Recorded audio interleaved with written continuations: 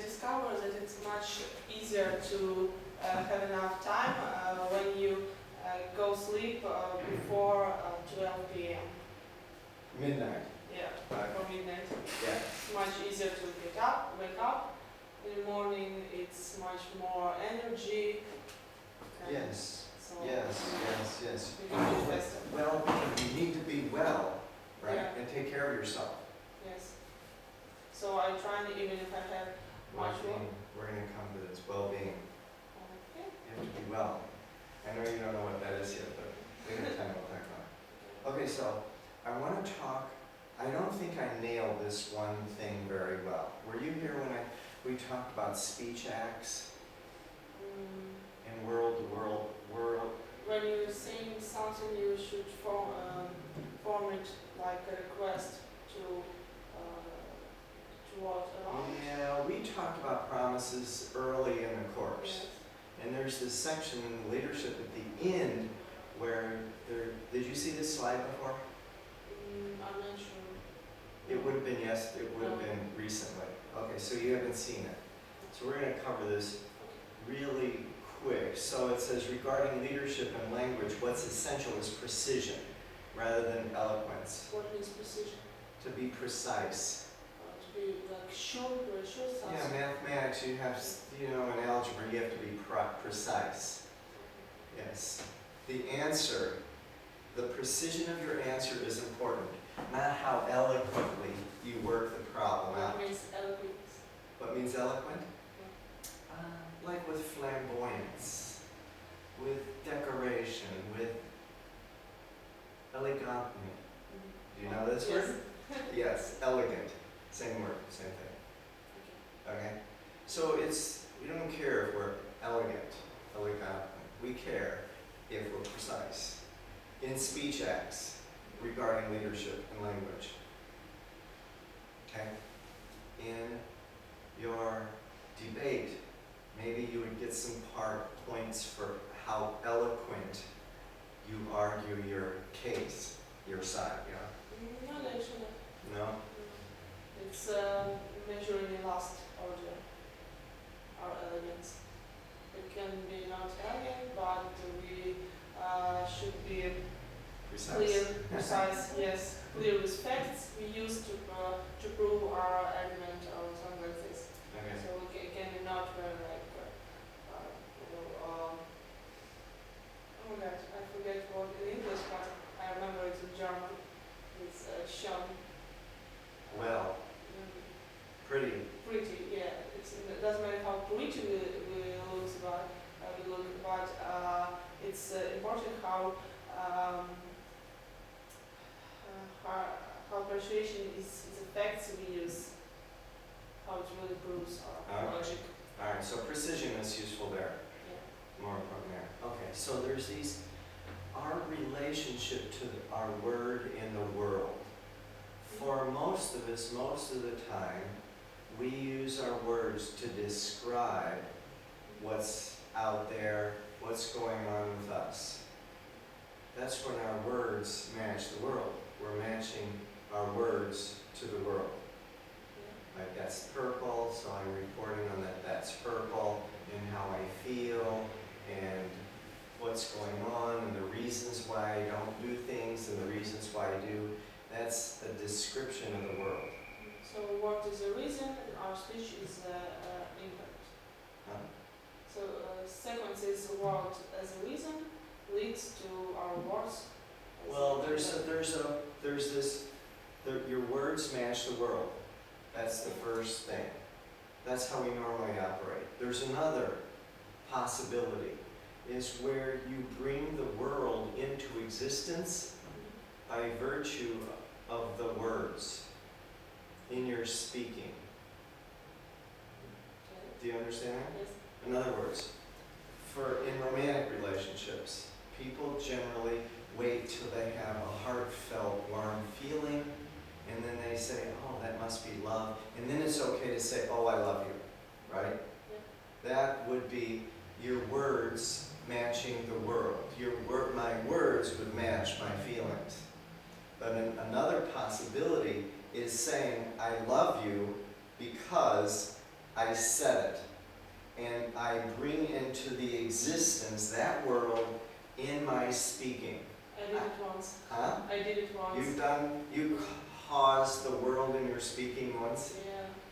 It was Yeah. not good. Well, but it, I just I fell in love with some guy, and he didn't respond me. So, but I feel so bad, and I choose it. Okay, I should maybe have some feeling for another guy. I choose this guy, and I think, okay, now I like him. Just to forget those guys, but it was very bad because I just felt much bigger with this guy. And there was no response, and it was very painful for me because it was I saw him like if I were a boy, I will exactly like this guy. Yes, even other people seeing us like one room, they thought that we are a brother and sister, and they're just connecting us so much, and it was very hard for me to just forget about it, and it takes me like 2 years, something like this. So now I'm trying not to do these things. all right, well, if No, it's you love. are bringing the world into existence with your word, you can love anyone and everyone, and you don't have to be stuck with it. You just love people because you said so. I love you, I love you, I love, right? And it's because of my word. And I'm not stuck with it, right? If the person doesn't behave like I think they should, if you're going to really love somebody, they should be able to feel however they want to feel. That would be loving someone on the condition that they return something. It's really not love. It's conditional. You say something because you want something back. When you bring something into existence by virtue of your word, it's that way because you said so. And whatever somebody else does, it really doesn't matter. It's that way because you said so, and you honor yourself as your word. Yeah, I'm doing this now. I know what I feel from the start, but I'm not expecting anything in response. It's enough for me that someone existing, Yeah. that someone is well, it's okay with him or her, and it's enough for me that this person is alive, well, with health, and someone else. Mm-hmm. So, Now you can love all of them. You can love all of them. Now, with whom you would maybe want to commit some future with, you might consider some steps in the leadership course where you create some concerns that are those concerns fulfill something for the relevant party. So it gives the relationship a future. Have you seen Avatar, the movie Avatar? Yes. So there was the guy and the girl in there, right? Yeah. They both had a future that they committed themselves to that was bigger than the relationship because they both had some concerns. It wasn't, oh, I love you because, yeah, there was some feelings there. But after a while, the feelings go away. And then one needs to create the world in one's speaking. And you can use the leadership course about creating a future, taking the past, putting it back. So you love somebody and it didn't work out, right? So that's some past, now it's in your future. You're going to take that and put it in the past, right? Now you have some room in your future drawer for somebody else to show up. And you're sorting for someone to fulfill the concerns. And you fulfill their concerns, they fulfill your concerns for something in the future. And the love is created in the speaking,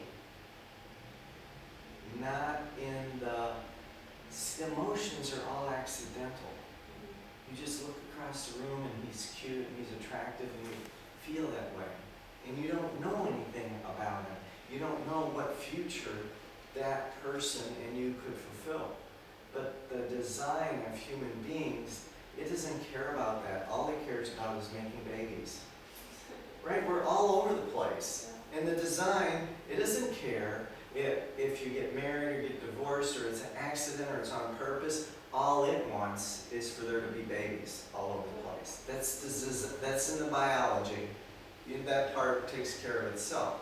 But if you want to continue something that goes beyond the biology, you need to create something in your speaking, or keep creating futures, like in Avatar, where they created a future that was bigger than both of them, so that future that they were living into gave them their relationship. Even though she had an amygdala hijack in the middle of the thing, right? She got really upset. But that future that he was committed to kept him going. But it happened to be the future that she was committed to. It makes sense? Yes. Okay, good.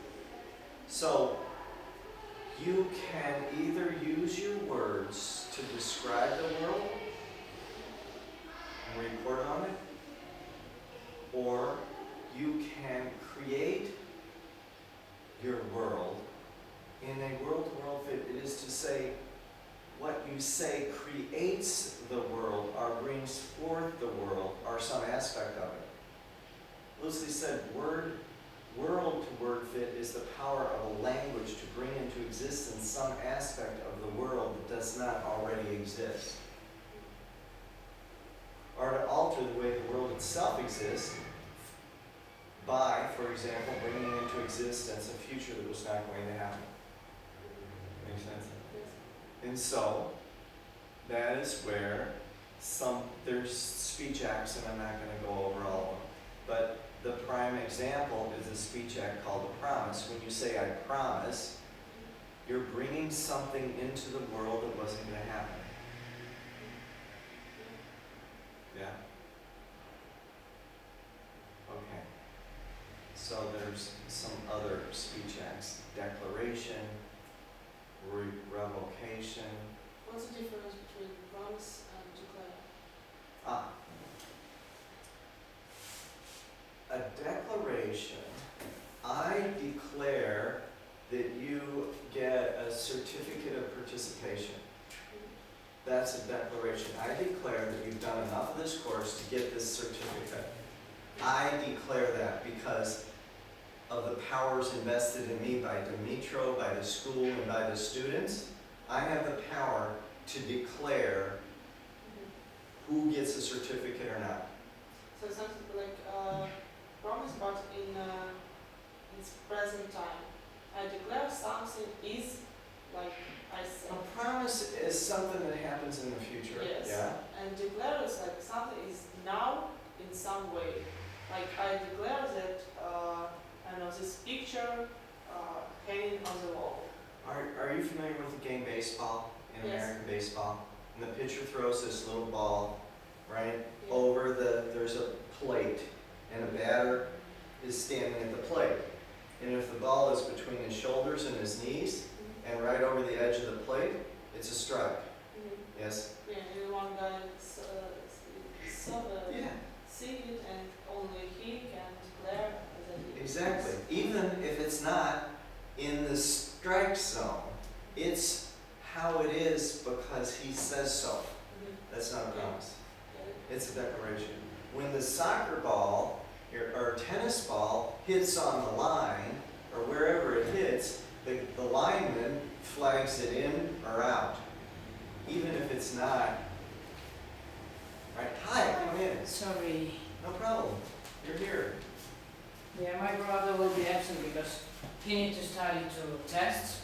Yeah, and I will, because one of us needs to study. Okay. Alright. So we're covering speech acts, and she just asked what the difference is a declaration versus a promise. So declaration is like the soccer guy, the lineman, that says the ball's in or the ball's out. And it doesn't really matter if the ball's in or out, it's what the guy says. Yeah? Because he has the power of declaration. I have the power to declare to you to have a certificate. I have that power because of the power that's given to me by Dimitro, in NaUKMA and the students. I have that power, and I can say who gets one or not. Yeah. Right? Now, a promise is something that brings forth a future. Here we go. Let's do it. Look at it right here. Promise. When you say, I promise, you're not speaking about a promise. Your word brings forth a promise into the world rather than describing something already there. A promise is a speech act. Of course, you can speak about a promise that you've already acted into existence. A promise is your word given to a person or to an entity for a specific action or specific result in a specific time. In other words, there's always a what, to whom, and a by when. So your promise creates the world rather than saying, oh, that's blue, and you're a boy, and the door is open, right? I'm reporting on the world. But when I say, I promise you will have a certificate, I'm creating a future that's not already there. But we create it, and it will be there. Well, you can review this when you go to this part. There's a word to world fit, and a world to word, right? A world to word. This is difficult. Is your word already describing a world that's already there? Your emotions, your feelings, whatever. The other way around is your word is actually creating the world in your speaking. Yeah. All right. So what we're working on.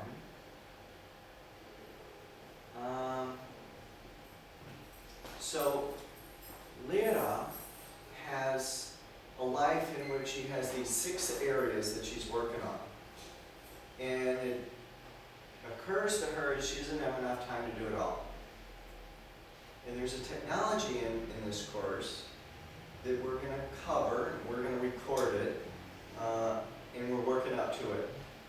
So this is like your personal coaching session, all right? So,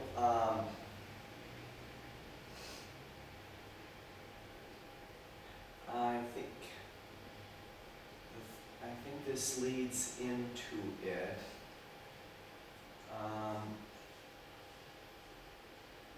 And I think we need to do, where is your, see here's extra slides. There's more speech acts, other ways of saying it, the way that we just said. Realizing a creative future here. Where does it, okay, so it begins right here. Okay, this is the part that you will want to know about. We have, that needs to change itself. I realize it's not. All right, so this is where we want to get to. This section here, see, there's a little calendar there. Yeah. So we want to get to that, but first we want to cover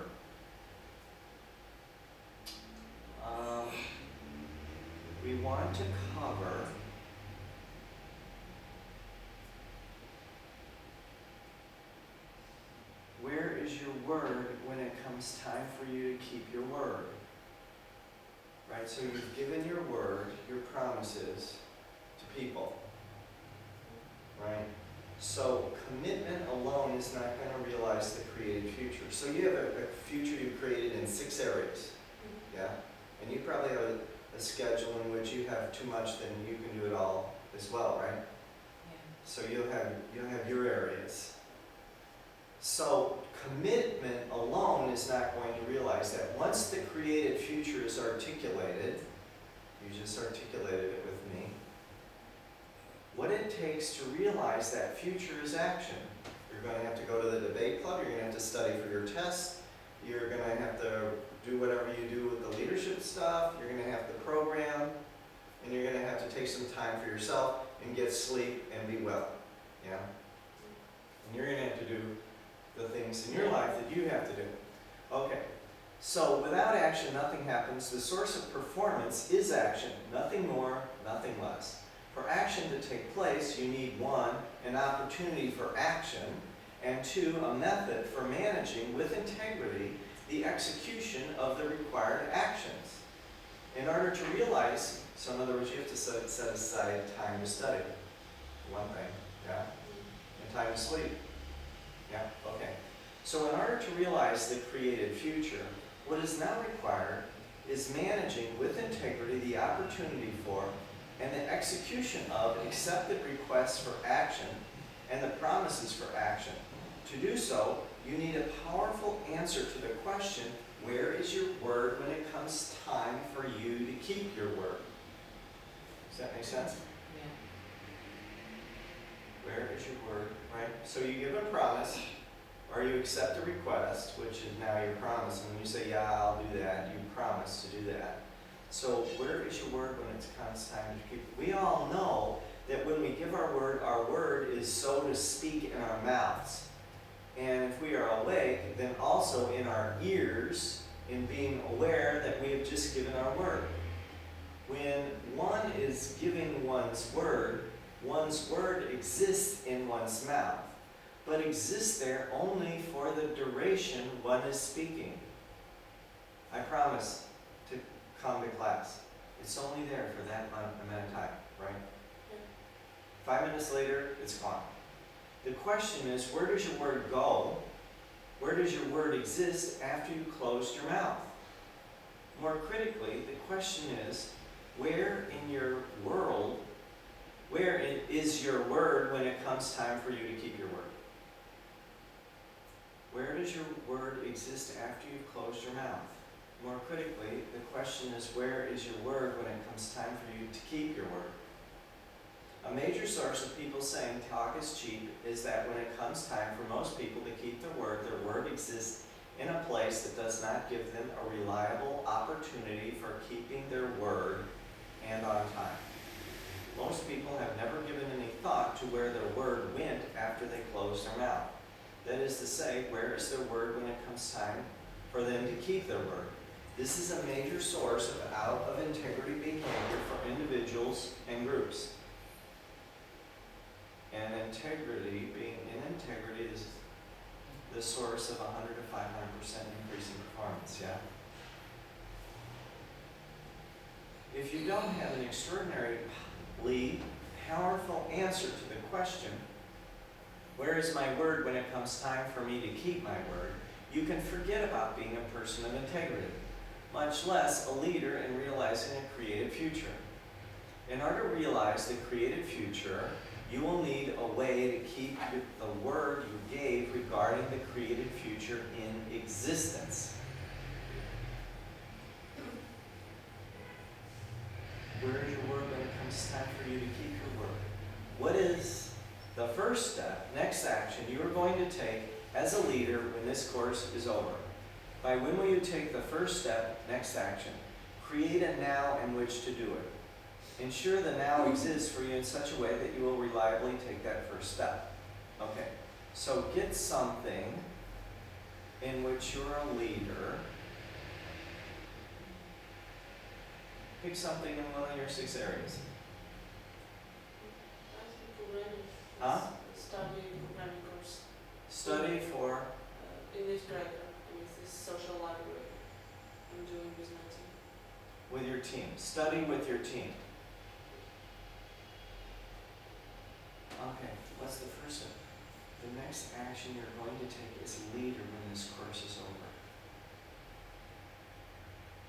I have a question. We'll have this course in spring trimester. Not now. Fall. Next fall? Mm-hmm. Through next section or the same just for another period? No, the same, but if you were to review it, it's a different course because you now have these distinctions and then you will actually be able to use them on something useful. Do you know what I'm saying? Yeah. You'll go, oh, okay, and you'll tend to do the exercises because you now know what the heck is meant by them. But we can. Huh? But we can come here next Yeah. year and like revise and use it. Yeah, or it will use us. yeah, yes. Yeah, there's a lot to master here. I wouldn't even say that I'm close to mastering. Because I just like this place. I'm leader here, and it's one of my 6 that you said. Yes. And I don't want to end this because I feel nice when I'm here. Okay, let's take that. So that is an area that you have a concern and it makes a difference for you, okay? So what would be a next action you're going to take regards your being a leader with the leadership course? So there's a part that I think that should be in the course that's not in the course. Now this course is only 40% done. But there's a part, and it's not distinguished in this course, where he and I and you and we would talk, right? We would have a conversation for possibility. And we would throw out, well, we can do that. We actually kind of already started. You said, well, I like it here. What are we going to do next time? I said, well, we're not going to have it in the spring, but we're going to have it in the fall. This is what a conversation for possibility looks like, right? This is some committed speaking and listening. And he said, well, I like it here. And then I said, well, you could come here and you could review the course, or we could set aside a part for the people who've done the course before, and they can sit around on the outside, and they can be coaches for the person on the inside. And they can say, well, that sounds really pretty cool, right? So now we have something that fulfills your concern in the area of continuing this conversation. Like, you feel good about yourself and you're a leader and you like how this is making a difference in your life, right? And you want more of it. So there's something that would fulfill that concern, and then fulfilling my concern of having some graduates around to coach the people when they get stuck and weird. Because I know you guys got weird and stuck through different parts in the course, and things got hard, right? And little voice got really loud, right? And so if there's someone around that's been through the course, they can kind of coach them and work with them and create a powerful context, yeah? So that would fulfill a concern on my part, yes? And that fulfills a concern on your part. Maybe, does that fulfill any kind of concern for you? It does. Okay, so good. So now we're going to create ourselves as a team, let's say, right? And now what we need to do, let's say, this really appeals to us. It really calls to us. Now we're excited about it. Does this make you excited? Does it excite you? Yeah, me too. Okay, so now we programmed our brains. Can you see that? We took the 5 steps. Actually, the first step about putting the past in the future, you did that when you did the whole course. That whole course is about putting past in you. Now you have a future that's created. Now you notice that it actually calls you into it, right? Well, I want to do something with that, right? So when you create some space in your future drawer, it calls you into it. Yeah? Okay. So, huh? A what? A vacuum. Vacuum, yes. Vacuum. Vacuum. You put your teeth here on the bottom lip. Vacuum. Vacuum. You can't say it without vacuum. Vacuum. Very good. Excellent. Vacuum. Hi. Very good. It's very hard for you guys to do. It's like me and the Ukrainian. Haida. I can't get that. Anyway, okay. So we've got that. We've created a future. We just went through the 5 steps. We created a future. There's emotion associated with it. It fulfills the concerns of the relevant parties. There might even be other parties that this is. I know there's others of us that have this concern. So now, when will we take the first step, the next action? In August, or I think start of September.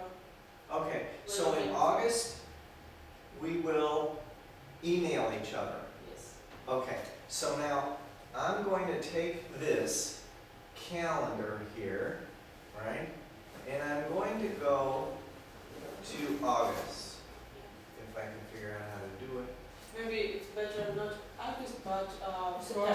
first week of September, yeah, when we would know our schedule for our courses. Well, I want to Start. tell you when I'm coming, so that you know when I'm going to be here, and the class schedule, and you know, I'll be talking to Dimitro, and we'll be working out. So I want to let you know about that stuff. So I'll send you emails so you can know what we're thinking and what we're working. Okay. All right. So see, I'm gonna let Vera and Marco, And left.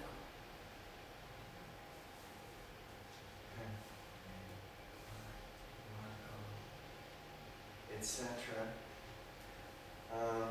Know when, know, so let's say next course schedule. Now, okay, and that's going to be,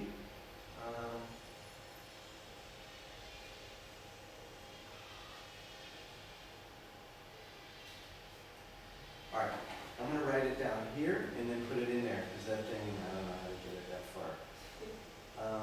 August, okay, let, no. Right, now, But I have a question.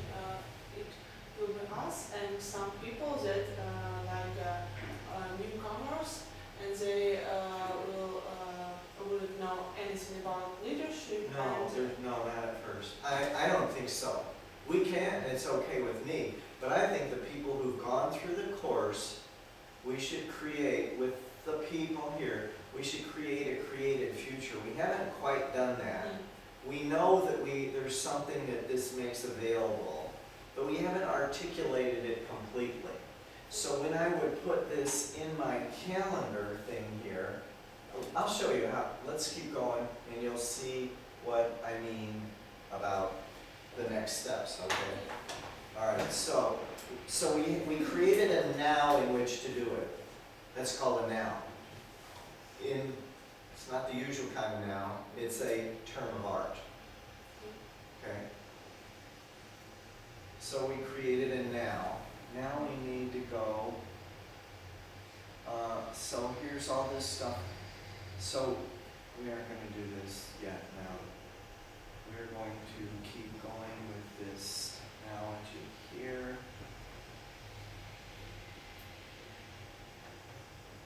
See, there's a repeat of this. Yeah, here's another way to say this stuff that we see. It says conversations aren't like objects. Unlike your wallet, conversations don't just stay there where you left them. See, if I go out of the room, I set this here, I go out of the room and come back, it's still going to be there. But your word's not like that. So you have to give it some existence.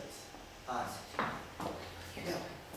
And you give it existence by attaching it to a physical object, because this is going to be here. This is going to be here.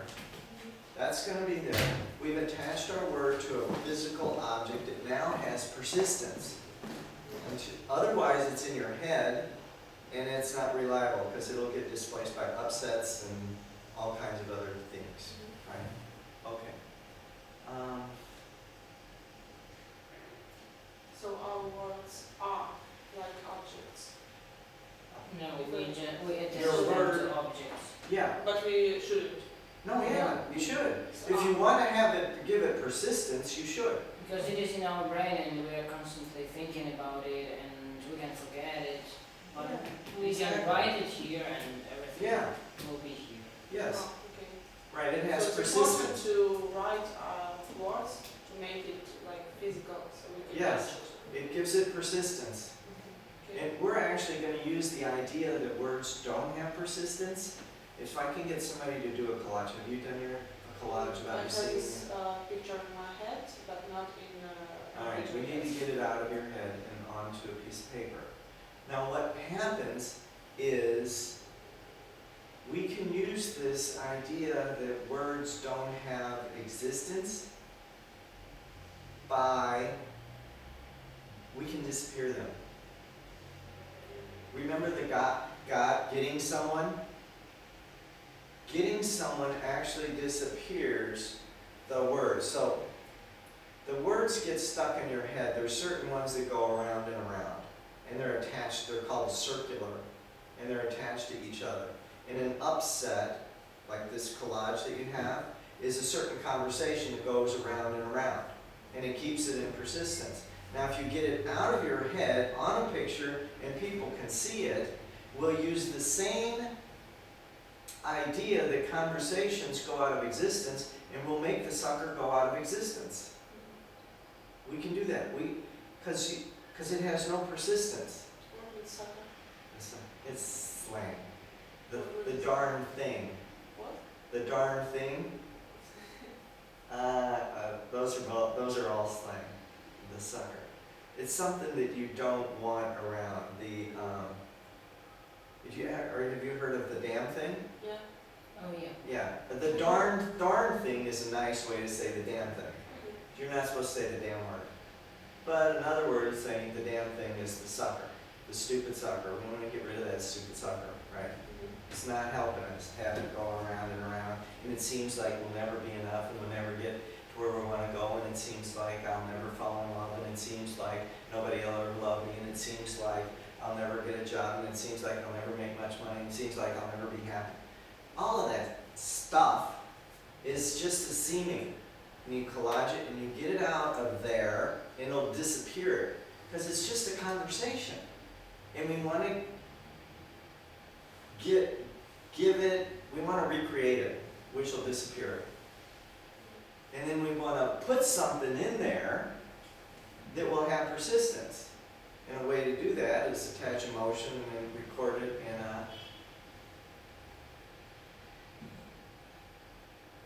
something that has persistence. Like this, that. Yep. Okay.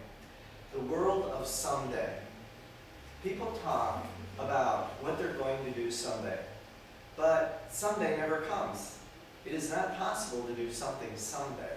If you listen to what people say is going to happen someday, you know that amazing stuff is going to happen someday. The truth is that it's never going to happen someday. The truth is it's never going to be someday. Someday will never come. And as far as the stuff that you are going to make happen later or tomorrow or next week, none of these kinds of somedays actually ever happen. When you are actually doing or handling something, it is never actually later or tomorrow or next week. You're actually doing or handling something. It is never actually later, tomorrow or next week. What is always unfailingly present when something actually gets done is the kind of time called now. If something got done, there was a time called now to do it in. While people talk about doing something someday, you cannot do something someday. Someday has no now in which to do it. If there is no now, there's no accountability for completing something. When you actually do something, you will be doing it now. So, let's keep going. How long is now? There are two kinds of now. Oh, by the way, so we put that thing in our schedule. You didn't yet, but you will. Okay. When we put that in our schedule, we are doing that thing now. We created a now in which to do it. It's actually happening now. We don't have to wait till someday. It's not going to happen one day. It's happening now. It is in... Alright, I'm not going to say more about that. How long is now? There's two kinds of now. Now can exist as an instant of time or as a period of time. The kind of now required for doing something is a period of time on a specific date, starting an exact beginning time and ending at an exact ending time. Any time anything got done, there was a duration of time, a now, in which it got done. Whether you planned that now in advance or not, there was a duration of time when that thing got done. So here's time's called now, right? You get the idea. The truth about each and everything there is for you to do and handle. If I have a now in which to do something, it is what I'm doing now. Once you are clear what a now is, you will see that with each and everything there is for you to do and handle, there is only ever one, what I'm doing now, for which you have a now in which to do it, or what I'm not doing now, for which I do not have a now in which to do it. And 3, what I'm never doing now. Does it make sense? Yeah. What you're doing, there's what you're doing now, and those are everything that's in your existence system, in your calendar, everything you have attached to a physical object that you said that you were going to do it. That's in a now. Or you're in this class now. In this instant, we're doing this class now, and it'll be over in 31 minutes and 14 seconds. That's the now. And then you're going to go do your next now. Then there's what I'm not doing now. Oops. Here's my list of things that I'm not doing now. And then there's a list of things. The next nouns. Huh? It is next now that you will do. Well, it becomes a now when I put it in my calendar. But this should be a short list of things, not over 30. Because when you look at, if you get too many on there, you get overwhelmed. You'll never get it done. That's called the mountain, the monkey on your back. So then all the rest of this stuff, you're never doing now. I said I will never do this, or I'm thinking, oh, I will do it someday, but still never done. Yeah, that's right. You're never doing it now. Never doing it. Because there's I not. said I want, or because I just don't. I don't know, maybe you think it might make it to the short list of things that you're seeing not doing now. What's the difference between a second and start? I'm not doing now. I don't have a now in which to do it. In other words, I haven't put it in my calendar. I don't have a now in which to do it. But it's a short list of things that I'm committed to doing, and I don't get overwhelmed when I look at it. I can say, I can handle all that, right? I just don't have a now in which to do it. Then there's all the nows in which you're doing things. Then there's all the rest of the stuff. You're never doing that now. Just something I'm not thinking about, knowing about. Just Well, yes. Well, I have a huge list of things that I'm never doing now. So it's a list I'm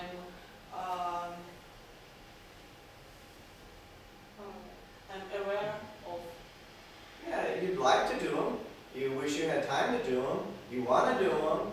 You know, maybe they'll move up to your list of things that you're going to do for which you don't have a now to do it. But if you were to look at all of them, it would be too overwhelming. So you put them on a list called I'm never doing now. But they can move.